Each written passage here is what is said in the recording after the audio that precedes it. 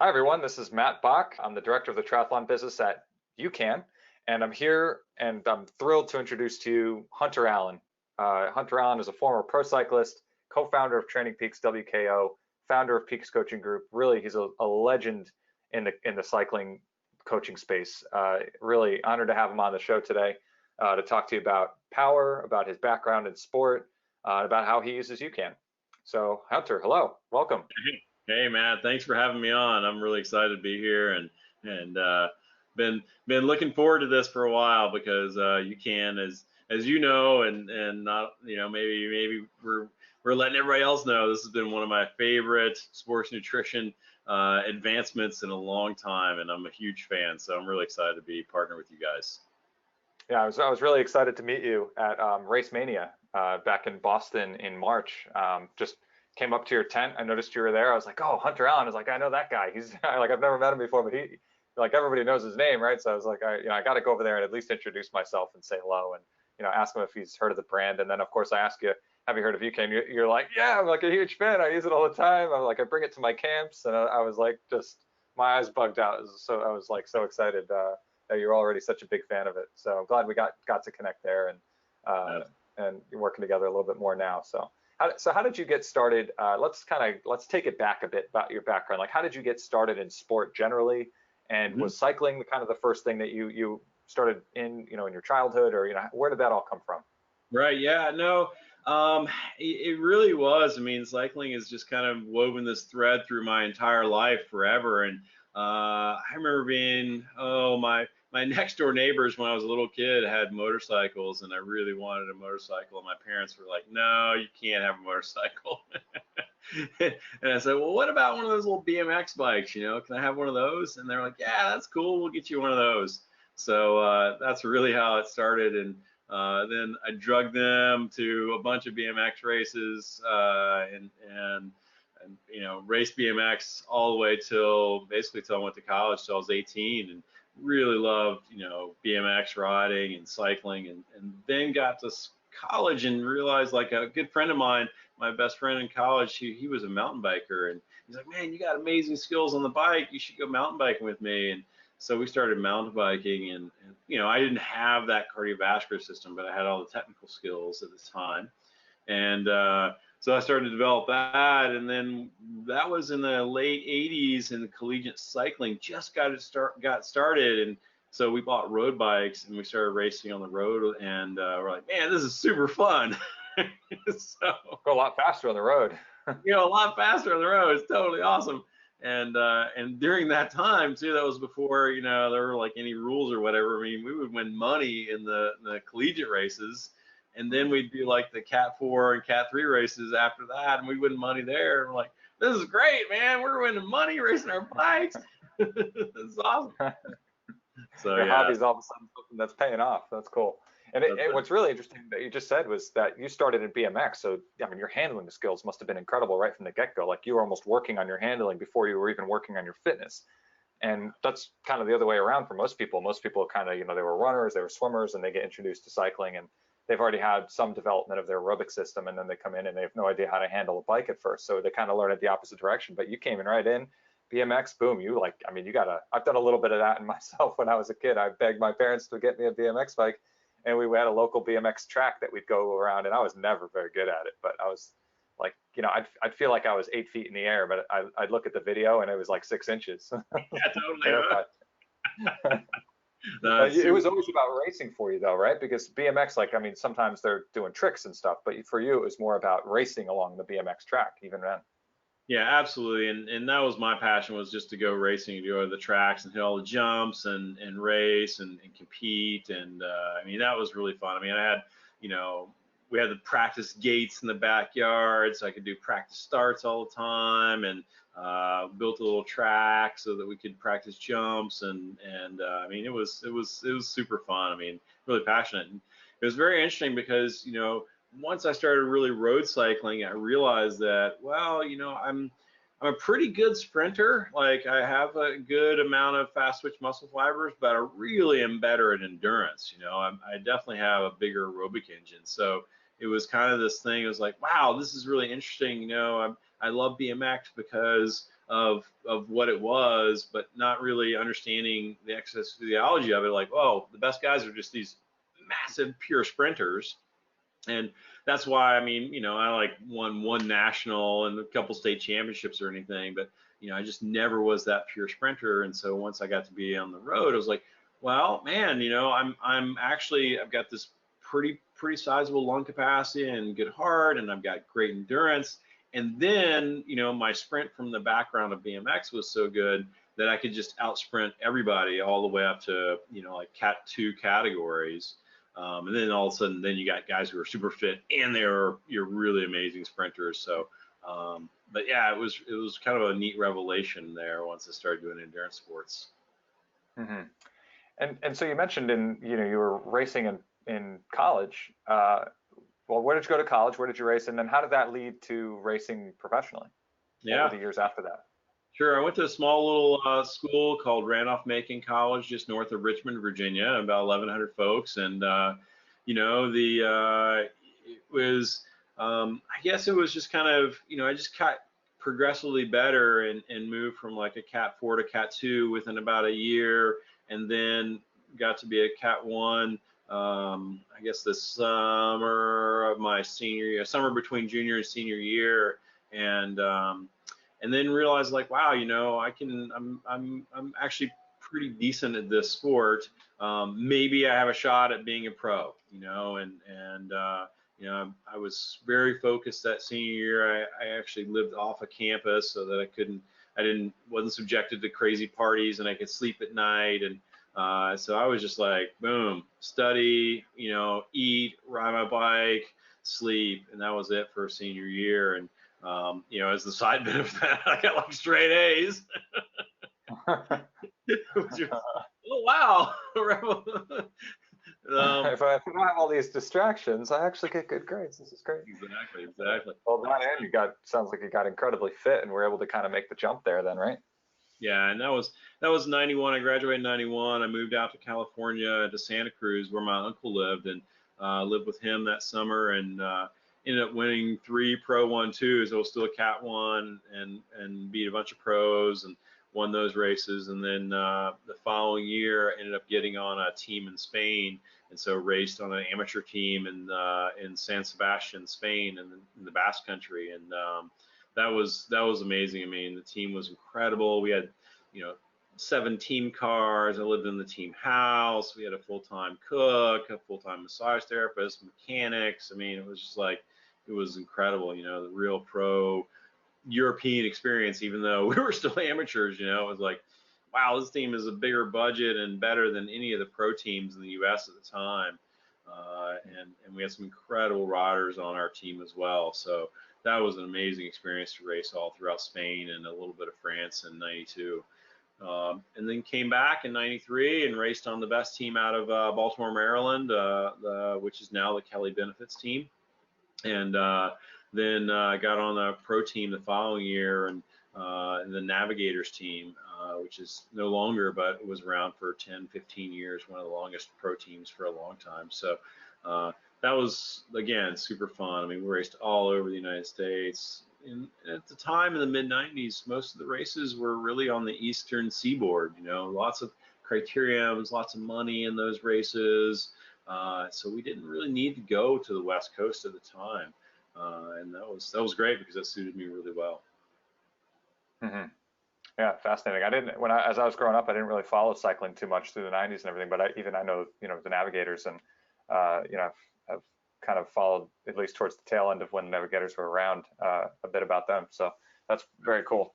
So then what was your nutrition like? You mentioned, as a pro, and especially in Spain, you had, cooks and all that stuff. What was your nutrition like in your daily day? But then, especially when you're out training with Right. the several pro teams that you've trained and raced with. Yeah. Well, it was like, for me, nutrition became this really huge deal because I like it to, I think about it as kind of 3 legs of the stool, right? You sit on a stool at the bar, and if you got 2 legs, the thing is going to fall over. But if you got 3 legs, it really stabilizes it. So for me, those 3 legs were the physical training, right? And then there was the mental training. So making sure that we were still doing a lot of mental training. I'm a huge believer in that. And then nutrition. Like, what am I putting in my body is super important. So in Spain, I actually, and maybe I think it was maybe a little bit before that, I was keeping a food diary, very accurate food diary of what I was eating, and then I was relating that to how I felt, and so trying to find some correlations. And so I found some really interesting correlations. I mean, like milk products, I don't do well with at all. Like it just like I can do yogurt and I can do cheese, but you know, stuff that's fermented, but otherwise, man, it just makes my muscles, it just makes my muscles feel slow, and I don't feel good when I'm doing milk stuff. So I learned that I need to stay away from that. I learned that I did also not so great on if I had a lot of oils, so I had to be really careful of oily things. But I could do really well on, you know, on just the basics of like, okay, complex carbs and good healthy proteins were really important for me. Beans and rice were great for me. Stuff that was just like I could digest well. So that was a real passion of mine for a long time, was how do I pull this nutrition thing into being a pro athlete and making sure that I'm feeding my body the right things. Because as you know, I mean, we regenerate our body every 6 months, right? I mean, this nose wasn't here 6 months ago. You know, these fingers weren't here 6 months ago. All these are new cells. And so if you're feeding yourself, drinking bad water or drinking poor nutrition, if you're doing all those things, then you're building a body that's not optimal. And so that really became a big passion of mine. And sports nutrition was always a challenge because it was like, man, we just had these simple sugar drinks, and at the time it was gels and things, and some, you know, the malt flavored power bars, which are horrible. um, and that was pretty much it. And so, you know, I've always struggled a little bit with a little hypoglycemia, and having to be very careful about making sure that I didn't bonk, and I could bonk really easy. And so for me, that was always a challenge. Like, how do I get more? You know, and I just became really carbohydrate addicted, you know, and I was just feeding myself constantly with carbohydrates, and I was on this kind of roller coaster, you know, ups and downs all the time, and that was hard. That wasn't fun. So were you measuring carbohydrates while you were training in racing, like kind of rationing it out that way, or was it by calories, or do you have like a sense of how much you were taking and like kind of what you needed to avoid bonking in Right. later on in your training and racing sessions? Yeah, I mean, I wasn't crazy like just measuring everything out, but I was definitely writing down all of the servings and the portion sizes that I was eating and doing throughout the day. So I was having a good feeling about that. And it was, you know, the hardest part for me was, and I guess it wasn't, I mean, is how do I make sure that, number one, I fuel myself well enough for the actual training itself so that I can stay fueled in, but then how do I make sure that I'm fueling enough for the next day too, without being on this big roller coaster of, you know, highs and lows of blood sugar levels. And so the way that you know, another thing that kind of the diet helped me with, and having a food diet or diary, was that, you know, I realized I did better with more protein. Like if I had more protein, like 50% protein, 30% carbs, maybe 10% fats or so, 20% fats in there, then I actually my energy levels were more stable. I felt better. I did better on that kind of a diet.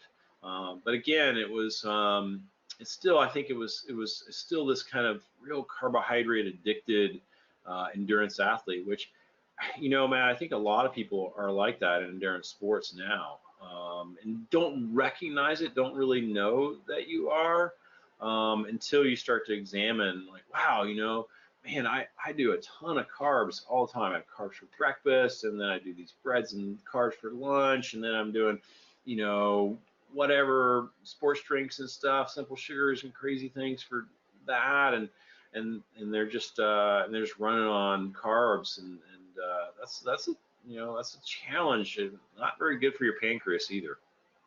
Hmm. Yeah, the overload of carbohydrates is definitely a chronic thing, and it causes your blood sugar to spike and your insulin levels to spike. And generally, pumping yourself full of all those carbohydrates and sugar is usually ends up being detrimental to your health over time. So, yeah, certainly, one of the things we talk about a lot at UCAN, where there's no sugar in any of our powders, and just a very small amount of sugar in our bars. So a low sugar approach tends to work really well for a lot of people for their health reasons. And the fact that UCAN doesn't spike your blood sugar and spike your insulin levels allows that pancreas to uh, stay healthy, and your insulin levels to stay stable and your blood sugar levels to stay stable. Um, so what about I mean, one of the things that you're so well known for is your work with power meters. I mean, you are like the expert for power meters, power meter training, power meter racing.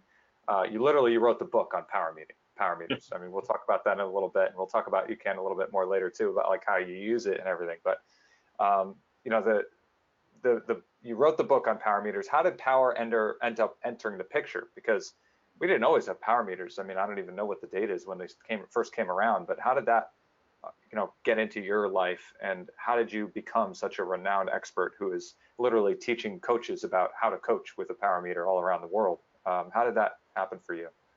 Yeah, so I had an athlete come to me in '98, I believe, and said, hey, I bought one of these new fangled power meters from PowerTap, and it was like the old big gray hub. I mean, this thing was like, massive, weighed like 2 pounds. And would you train me with this thing? And I was like, well, I guess. I've never had a power meter before. I didn't have one when I was a pro, but I'll certainly try. And so he started sending me spreadsheets back and forth, and I got a copy of the software from PowerTap during the time to analyze his data, so he could just send me his file from the day. And I didn't know. I mean, it was like, this is 100 watts. Is that good? 300 watts. Is that much better? Who knows what this is? I don't know. It's a bunch of squiggly lines. And so I realized, like, wow, I need to buy one of these things and I need to train again. So I bought a power tap and started just training again. I said, you know what I'm going to do? I need a relationship with the data myself. I need a personal relationship with this data. So I went out and did my old hill repeat intervals. I went out and did long climbs. I did long rides. I actually even entered some races just for the heck of it, just because I was like, I really need to see, like, what's a time trial. I need to see if I can win a race. And actually see what a race win looks like. Like, what's the demands of the event? What's the criterion look like? So I ended up racing a bunch and just trying to, and just, kind of sandbagging in the Cat 3 and Masters races, to be honest. Sorry guys, all the people I beat. But it was mainly just kind of researching and trying to figure out, what does this stuff mean to me. And so then we went to the very first ever power seminar that was organized by USA Cycling, and Dr. Andy Coggan was there, Dr. Alan Lim was there, Dean Golich was there, and my client Kevin Williams and I went there, and we were like, the whole time they said, this is an amazing tool, but we don't have good software. Like, the software to analyze this data isn't good, and we don't have a way to analyze this data. And so that was the theme. And so over dinner, Kevin said, hey, I can build this software. I'm like, what do you mean? He's like, well, dude, this is what I do. I'm a programmer, I can build software. And I was like, really? He's like, yeah, man, I can build this. I'm like, well, let's build some freaking software. That sounds cool. So Is that where TrainingPeaks WKO came from? yeah. So we spent about a year just kind of farting around, sending little program back and forth to just me and him, and then we actually went to PowerTap. Let's see, it was 2002, I believe. Yeah, it was 2002, and wanted to sell it to them. We said, hey, we got a program here. It's pretty cool. We want to sell it to them. And they kind of, we said, well, how about $100,000? And they were like, they kind of laughed at us and said, well, we could do it for 35,000. How about 35,000? And we laughed at them, and we said, have a nice day, and walked away. That was a really good decision. So we got motivated, and worked crazy hours for about a year and launched Cycling Peaks software in August of 2003. And so that was the name of the software, Cycling Peaks. And we thought, well, maybe we'll sell 100 copies or 50 copies, or I don't know, who knows. And well, we sold a lot of it, and it became the gold standard in power analysis, because again, nobody could really analyze this data, and our software could really do it. And then we could download all the power meters that were on the market at the time. Kevin hacked all the power meters so that we could just talk directly to them, and it was the only piece of software that could universally download all the power meters as well. So that was a real critical piece of it. Then Joe Friel and Dirk Friel, his son, and another guy named Gear Fisher, they had started TrainingBible.com, which was basically a way to help kind of make a virtual, coach of Joe Friel's in the back of his book, The Training Bible. And so those guys came along and they said, hey, we should work together. We should partner up. And so we merged the two companies. So Cycling Peaks and Training Bible became TrainingPeaks. And so that's how that company was founded. Wow, that's a cool story. I think a lot of people are going to be interested to hear just how TrainingPeaks came about. As so many people use it now. I mean, I have it myself. I've had it for 5-6 years, and I know just so many people that I train with and interact with, they have TrainingPeaks too. And no, I don't think many people know how TrainingPeaks came to be. Right. Yeah, no, super cool. And so we basically, I was in charge of all of our stuff, our Cycling Peaks software at the time, and we did desktop, and we just kept pushing that forward, and then app taking those ideas, putting them on the web, and the web kept developing as well and kept moving forward, and having coaching tools and adding in all the things from our software, Cycling Peaks, and eventually we renamed Cycling Peaks to WKO, which stands for workout, and that's the file format .wko. And during that time, Andy and I had started teaching. We had started teaching power training certifications for USA Cycling, and so we sat down in Boston actually and said, hey, we should just write a book on this, and we knocked out the outline one evening after dinner, and then just started writing, and we the first edition, it took me 2 years to convince VeloPress to actually print it. They were very skeptical. They were like, we don't know if this is a big enough market, blah, blah, blah. And finally I just flew out to Colorado to Boulder and presented it to them and said, look, this is going to be an awesome book. This is a revolution. This is going to be huge. And they said, okay, we'll print your book, just kind of be nice to me. And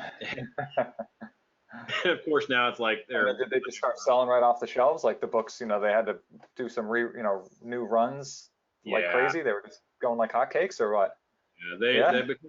It was, that was 2006, nobody had really done anything about explaining it, and nobody come up with a system, right? And that's like, what we did was really come up with a system, like, what do I do? Here's step 1, here's step 2, step 3, step 4, step 5, and just really outlined and made it clear so there was a step-by-step guide to training with a power meter. It's like, okay, I got a power meter, what do I do with it? And so it's like, well, here's this book. Follow the steps in this book, and so that was really how that came about. And you almost like kind of created a market, right? Like they were saying, oh, the market's not big enough, but you created a market by helping to educate people and help them to realize that there is so much value in power meter training. Like that, it's you see that often in history in terms of innovation. Like sometimes there just isn't a market there until somebody makes a market out of it, makes you realize that you need it, and that it could really help you. So then, I mean, what you were just saying is a perfect segue into what I want to talk about next. Just take a few minutes to, many people have power meters. Many people are familiar with them and how to use them and why they're beneficial. But what would you say is like the main value proposition or the main reason why a power meter is helpful? And maybe I'll kick it over to you for that, and then I'll okay. Yeah, I mean, it's always hard to say like there's one thing, right? Because there are so many different things that can help you with your using your training. But you know, the biggest thing is that I think that it understanding your FTP, your functional threshold power, right? Like you've got to go out and you've got to test yourself, and you've got to do your best effort. You know, FTP is an hour. You're basically, it's as hard as you can go for an hour, your best average power for an hour. Yeah, it's hard to do for a lot of people, etc. So we did 20 minutes, and you got to do 5% off of that. Now, I have a specific protocol for that that's in my book, so don't just go do 20 minutes. Look at the book, do the protocol, the warm-up, etc.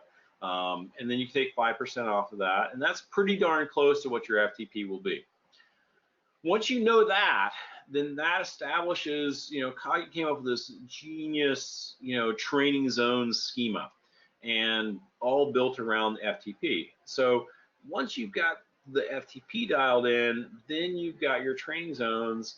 And the great thing about the training zones that really revolutionized training is that it's almost a guarantee, Matt. It's like if you're training, if you want to improve your VO2 max, then you need to be between 106 and 120% of your FTP, and you need to be doing intervals between 3 and 8 minutes. It's like, that's it. Like you are pretty much guaranteed that you're going to be improving your VO2 max if you're doing intervals there.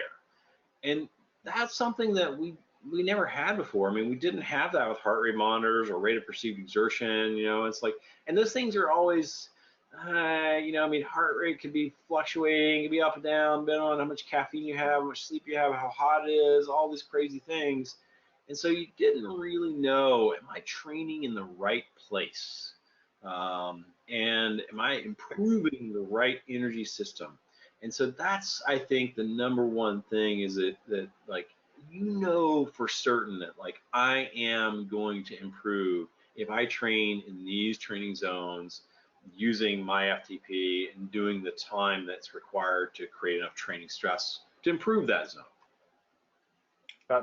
Yeah, that's amazing. So the zones, the concept of zones that you mentioned in power meter training, like it's a much more precise way of measuring your effort levels with a power meter. And that's what, like I've got one and I've been using CompuTrainers and kickers and things for years now, with my coach since 2014 or so, or even 2013. Yeah. And I love the fact that you can actually see how hard you're going, because like you said with heart rate, it's not perfect. Like your heart rate has got so many other factors going into it, and plus it's lag too, right? Like if you start pounding out 400 watts or 500 watts, your heart rate takes a moment to catch up to that.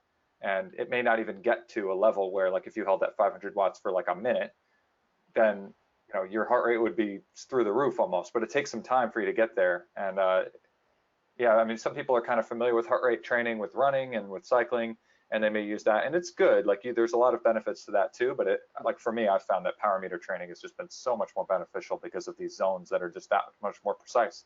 You know, like you said, like you have more certainty and more guarantee that you're training these certain zones, these certain systems, these energy systems, and you're getting your bang for your buck out of it. So yeah, I agree. I found it to be really beneficial. One other piece, which you may have, you know, if I let you talk forever about the benefits of power meter training, I'm sure you'd get to this one. I'm a triathlete, or like a long course triathlete. So for me in an Ironman, when I'm on the bike leg, and you know, perceived effort when you start the race feels really easy, right, on the bike, but you might be going 30 watts higher than you should, because it is 112 miles and you still have to run off the bike. So if you're using a power meter and you know based off your training and your FTP, which you've tested to find, then you know what you should be doing. And you know that you're 30 watts too high. Even if it feels easy, even if your heart rate is under control, you're 30 watts too high. So maybe you should take that down, because you know that later on in the race, it's a long day. Later on in the race, you're going to benefit from that, and you're not going to tail off with your power output. Yeah, absolutely. I mean, pacing is huge. I mean, that's a huge benefit of using it on the bike. Like here it is, I'm pacing myself, and that's a critical factor in success, you know, of any cycling event, whether it's triathlon, whether it's road cycling, gravel racing, whatever it is. I mean, you know, when you kind of take away all the layers of the sport, right? You get rid of the aero wheels, and you get rid of the the aero helmet and you get rid of all the stuff, then when you get down to the heart of the sport, like what is this sport? And the sport really is just a sport of pacing. Like that's pretty much it, right? Well, I really like to pace myself on a bicycle. Some people like to pace themselves swimming. Some people like to pace themselves running. Some people like to pace themselves on the couch drinking beer. You know, but that's it, right? Our sport is a sport of pacing and energy conservation, right? Your job is I want to be able to ride at the fastest speed or run at the fastest speed or swim at the fastest speed that I possibly can at the highest pace that I can that allows me to be able to finish and with zero in the tank, and that gets me ahead of all the other people, my competitors. So it's absolutely a sport of pacing. Mm-hmm. So let's come back now to UCAN. So how did you first, we spoke a little bit about it before, very briefly, but how did you first learn about UCAN? And yeah, I'll just start it off there. How did you first learn about it? Sure. So one of my coaches, Brian Fries, is super passionate about nutrition, and he kept, called me up one day. He's like, "Man, you got to try this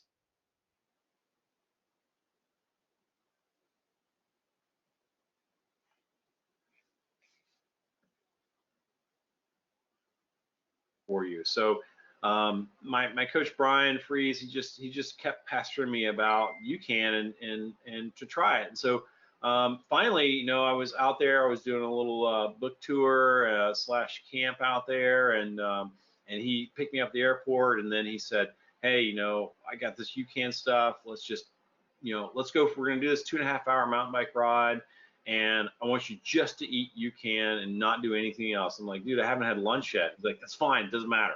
Like, we're gonna just do." That's the UCAN challenge right there. Right. Take some UCAN, do a 2.5 hour workout, give or take, and see how you feel. Exactly. See how it goes. And it's Tells like, itself. if it makes you feel better, take a bunch of sugary bars with you in your pocket in case you bonk, right? But like just let's just go and let's see what happens. So I'm like, okay, I'm really skeptical, of course. So we went on this great 2.5 hour mountain bike ride, and I killed both bottles and felt fine. Hadn't eaten lunch. And I was like, man, this is pretty cool. This is amazing. I'm like, I didn't eat food. And he's like, yeah, I'm racing in these like 4 hour, 5 hour ultra endurance mountain bike races, and all I'm doing is just UCAN, and that's it, and I was just couldn't believe this. So that was when I started buying UCAN and started to just try it for myself. And I mean, it's amazing stuff. I mean, it's like I don't even want to drink any other sugary drink ever because it's just like, right? You kind of like, right? How like it's gonna like blast my pancreas, it's gonna raise my insulin levels, my blood sugar is gonna go up, and then I'm gonna crash. Whereas like, you just have a thing that you can, and it's like, oh man, I just feel stable the whole time, and I know that I'm still in a fat burning zone, and you don't need as much either. And yeah, I mean, it's incredible. Do you have a point of comparison there? Like how many calories were you taking when you were having all the sugary stuff, and how much do you take of UCAN? Like I think in those bottles that you mentioned on the bike, like for the 2.5 hour mountain bike ride, was it like one serving per Right. bottle, or yeah? One serving per one bottle. serving is about 110, 120 calories or so. Right. Exactly. And normally for me, I mean, I would be doing probably a couple of gels, and then a couple of sugary drinks as well. In that kind of a ride. So maybe double the amount of calories, and then at the end, making sure that, oh God, I'm not gonna bonk at the end or whatever afterwards. I need more food now. Where it's like, yeah, now it's afterwards. Okay, cool. I feel normal. I feel good. I can eat a normal lunch or have my normal recovery shake or whatever it is, and not feel like I'm getting hypoglycemic. Yeah, totally. What you just described is absolutely one of the main things that people tell us when they come back from a workout. They don't feel ravenously hungry, and they're just reaching for that cold pizza in the fridge from last night and eating every slice of it. Like they're able to come back and be a little bit more stable. Like they're not ravenously hungry. They're hungry. They might be hungry, but they're they're able to make a smart decision instead of just reaching for anything and everything. Right. So it's like not only are you taking in less during your training or like during the workout, but you're taking in less or some smarter, more nutritious food that's going to actually help you, recover better once you get back too. So it really, like, body composition has been one of the main things that people are drawn to UCAN for. That Yeah. and the fact that, have you ever had, I don't know if we've ever talked about this, Hunter, but have you had any issues with, you mentioned bonking for sure. That's another one of the main reasons, but GI distress. Have you ever had any like stomach aches, things like that going on during your racing and training? Yeah, for sure. I mean, and that's something that just feeling super bloated or Yeah. and just not feeling like, oh man, I'm just like I've gunked up the system now. I can't get anything through, and that's certainly happened in the past, and that's just no fun because you just feel like crap and you're just not riding great and it's not there. But again, I Hmm. mean, you just eliminate all that stuff. It's just like it doesn't happen. And for me, I mean, I love taking, I have the bars with me and it's like, okay, I'm feeling hungry or I'm getting to, now I know I need to eat. Well, I'm just going to have a UCAN bar and just keep going on and having my, drink and I'm happy as a clam. It's a, and just, another little anecdote. I was, in Italy last week doing I'm getting ready for, I want to do a camp in Italy. So I'm kind of scouting routes and things for this. Yeah, I know it's rough life. But, um, A work so, trip, but really all it is a lot of cycling through the mountains of Italy. How incredible is that, right? oh man, it was amazing. Cool. So yeah, definitely a place to go if you haven't been to Italy. Like, got to put it on your list. Beautiful Well, the cycling. opportunity will be for you soon. You're going to be launching Right? this camp. You think you'll have it up and running for 2020? Yeah, I think we're going to do 2 camps in 2020. We're going to do one in Wow. March, and then we'll do one in September, and I think they'll be really cool. So look for that. But Yeah, peakscoachinggroup.com is your website. So, if anybody wants to kind of stay tuned on that, sign up for your mail list, and you'll get announcements as far as when that's going to be, when that's going to happen. absolutely, and yeah, so we did this. I did this 4-hour ride, and this big, over like 3 mountains. It was probably actually more like 5 hours with everything said and done.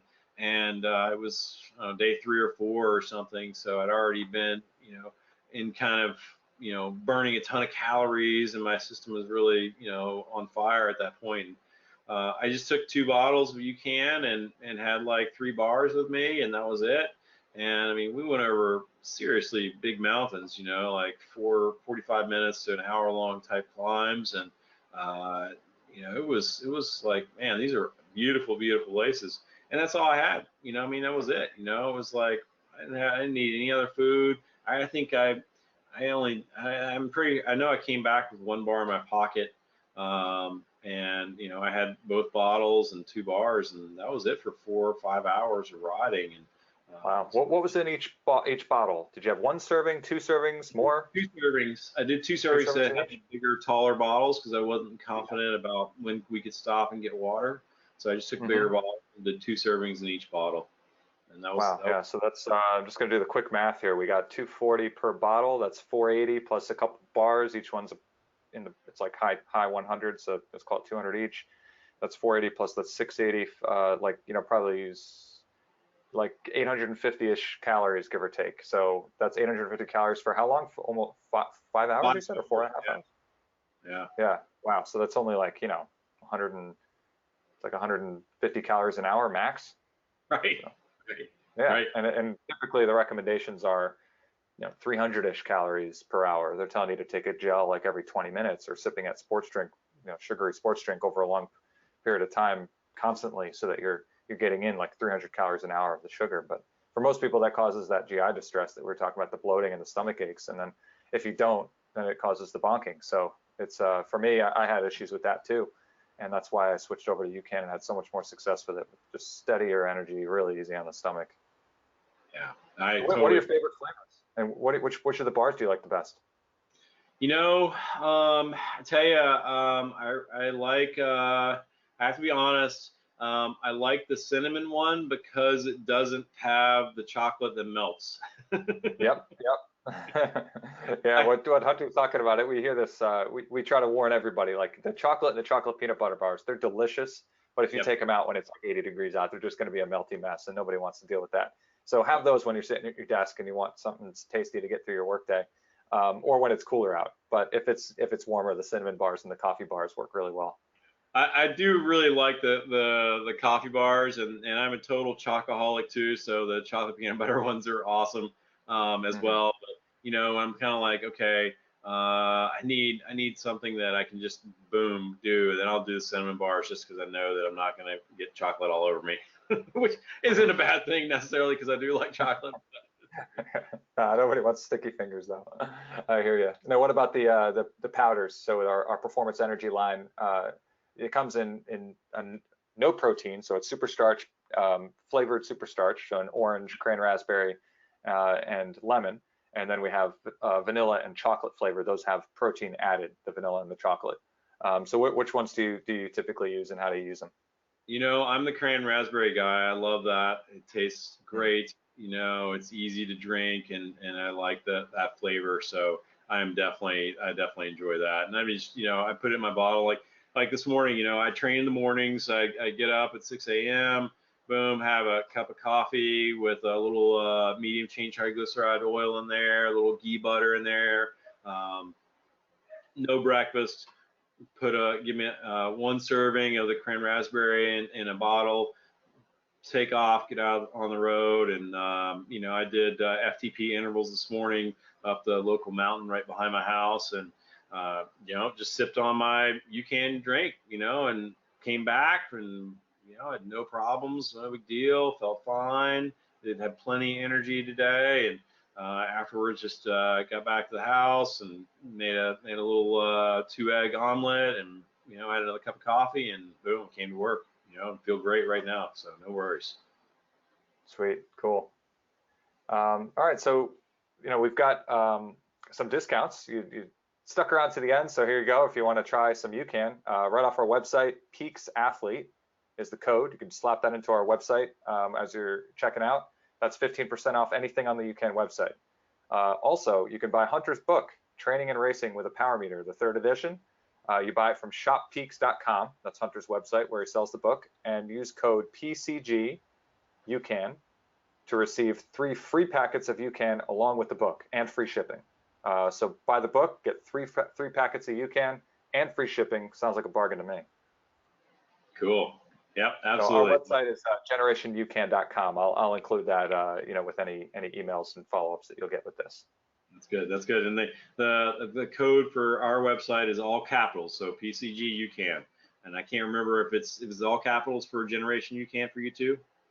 Yeah, Peaks Athlete is all capitals. I'm not sure if it's case sensitive or not, but might as well just put it all caps, Peaks Athlete for 15% off I on know, the I know on mine the is website. all capitals PCG UCAN. Okay, cool. Great. Well, I really appreciate you coming on and talk a little bit about your background, a little bit about power meter training, and Yeah. about how you came to UCAN. So, I mean, we'll be seeing you more. I'm going to be at your camp in the fall, in Yes. the Bedford camp for a couple days there. Yep. And stay tuned for a camp giveaway that we're going to be doing. Sign up for our mailing list and Peaks Coaching Group's mailing list off their website to stay tuned for that. And then I'll be there at the spring camp as well, the Spring Bedford, your flagship camp in, I think that's April, right? In In April. Bedford? Excellent. I have to look at the days. I can't remember on the top of my head, Matt. Sorry. Check out our website though, peakscoachinggroup.com. We got all our camps on there, including our 2020 camps. So come to that. It's our flagship camp. I mean, we're right in the heart of the Blue Ridge Mountains. It's beautiful here. Small roads, no traffic. We got big climbs. We got rolling hills. Every day is a little different. We got a sprint day. We've got a big climb day. We've got a long day. It's just super fun. And this will be this is 22 years I've been doing camps, so next year will be 23 years of camps, which is kind of mind-boggling to me, but at the same Mhm. time, it's really cool. So we've got it dialed. And tell us too about you have an FTP challenge, which is a big month-long tied in with the Tour de France. Yeah. Test your FTP, try to increase your FTP by 5%, which is a pretty solid target, a solid goal. Try to do that in 3 or 4 weeks around the Tour de France. So tell me more about that Yeah, program. I think it kicks off on the 29th of June.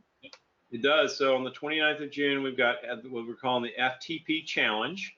And this is a a 4-week training plan. So you get a 4-week training plan. It's about a 40-page booklet of all the training plans and all the things you need.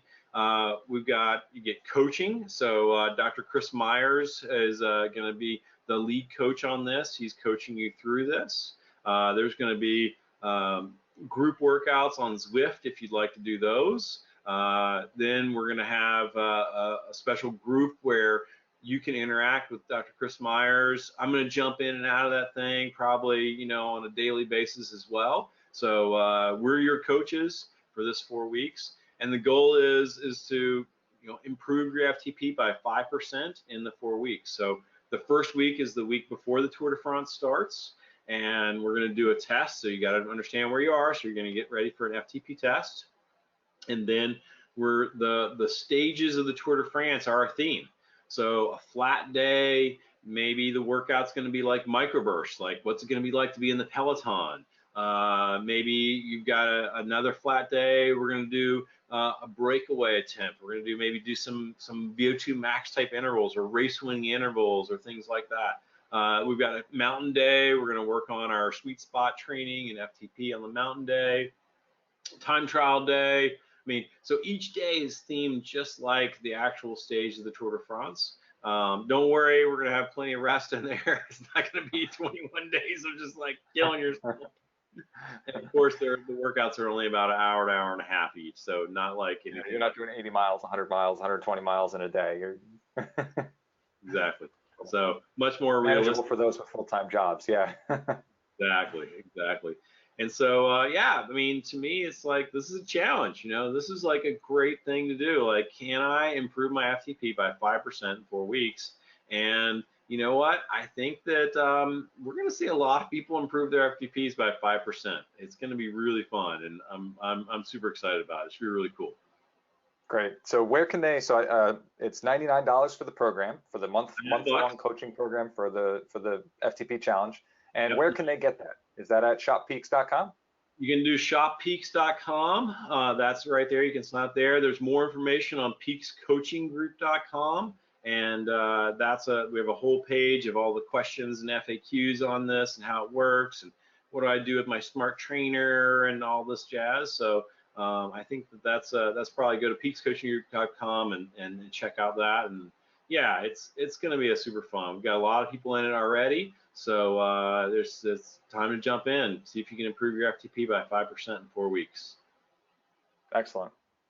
Well, thanks so much, Hunter, for coming on. It's been a pleasure talking with you, and thank you for sharing your wisdom. Oh, glad to be here, Matt. I'm super excited to partner with you guys. This is a great relationship, and I'm looking forward to many years of working with you and UCAN and Peaks Coaching Group and all of our athletes and clients and coaches. Great. Thank you so much, Hunter.